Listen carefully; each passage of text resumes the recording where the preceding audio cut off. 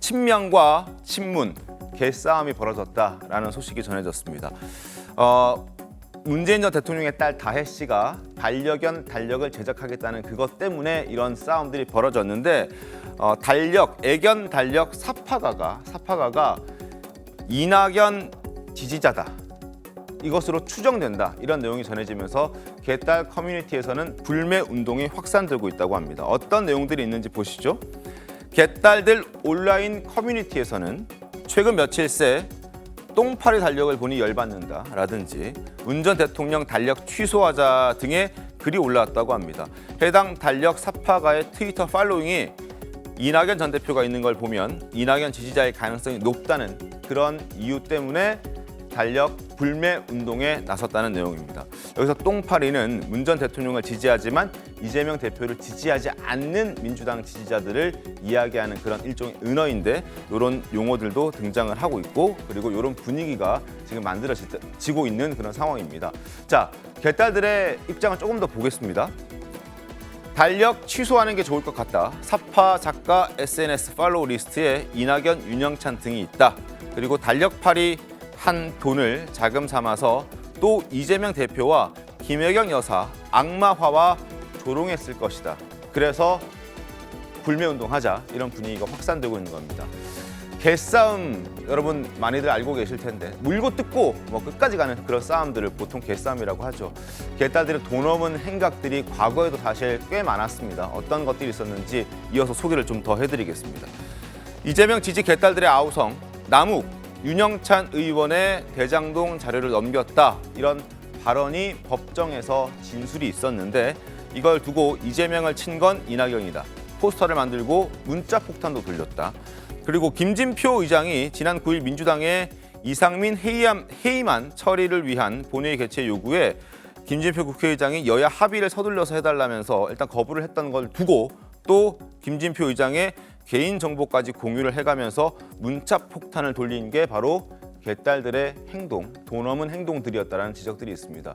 이재명을 지키기 위한 일명 개딸들의 행태가 너무 과한 것 같다는 생각도 드는데 사실 이런 개딸들의 움직임이 최병우 의원님, 이재명 대표 사법 리스크와 전혀 무관치 않다는 생각도 들거든요. 어떻게 좀 보십니까? 그렇죠. 아니 최근에 이재명 대표의 사법 리스크가 커지면서 아마 개딸들이라고 하는 사람들도 상당히 예민해진 것 같아요. 네. 그런데 저런 경향은 사실은 개딸들한테만 있는 건 아닙니다.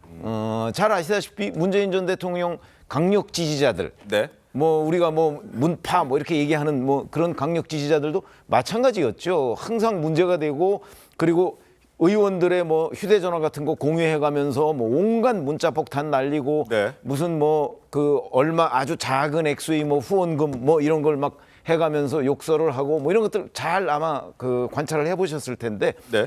어찌 보면 그런 거하고 비슷한 현상이 지금 이재명 대표의 팬덤 여기에도 똑같은 현상이 나타나고 있다. 근데 저거는 좀 심할 뿐이지 사실은 다른 팬덤을 가지고 있는 정치인의 문제도 비슷하긴 합니다. 네. 그래서 이 강력 지지자들의 저런 것들이 때로는 눈살을 찌푸리게 하지만 어찌됐든 간에 정치를 하는 데는 또 저런 사람들이 동력이 되기도 하거든요.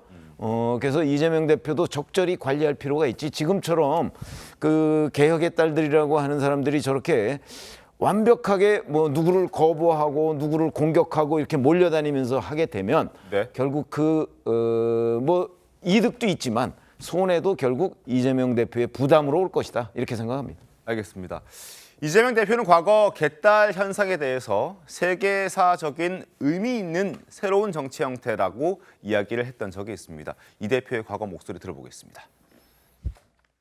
우리가 큰 대세를 만들고 있어요. 얼마나 위대한 일입니까? 제가 아니고 여러분이 위대한 거죠. 소위 개딸 현상, 양아들 현상에 대해서 여러 가지 의견이 있긴 한데 저는 이게 세계사적인 의미가 있는 새로운 정치 행태라고 생각해요. 이제는 행동을 해가지고 세상을 뒤집는 일까지 해냈는데 여러분이 그 역사의 현장에 계신 분들이세요. 박수 한번 서로에게. 자, 이재명 대표의 사법 리스크를 둘러싼 당내 계파 갈등은 잠시 후에 더 자세하게 짚어보겠고 그 전에 문 전 대통령이 키우다가 반환한 이 풍산개 고미와 송강이가 한 달여 만에 마침내 우치 동물원에 보금자리를 마련했습니다. 적응하는 모습이 언론에 처음 공개가 됐는데 영상으로 만나보겠습니다. 집에서 와서 참 귀한 놈이네. 정말. 굉장히 부끄러워요. 이놈이 송광이라는 거예요. 이러니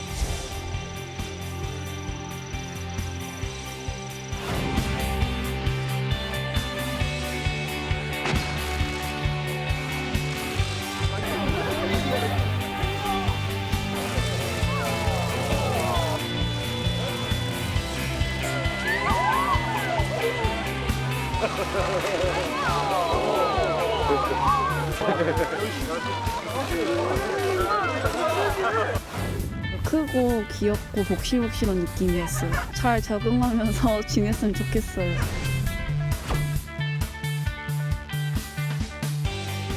문재인 대통령께서도 거미와 소미를 보고 싶어서라도 또 광주에 오시지 않을까 이렇게 생각합니다.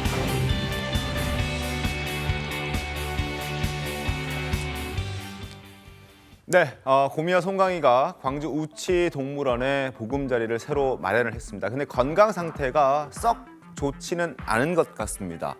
자, 일단 각방살이를 하고 있다고 하는데요.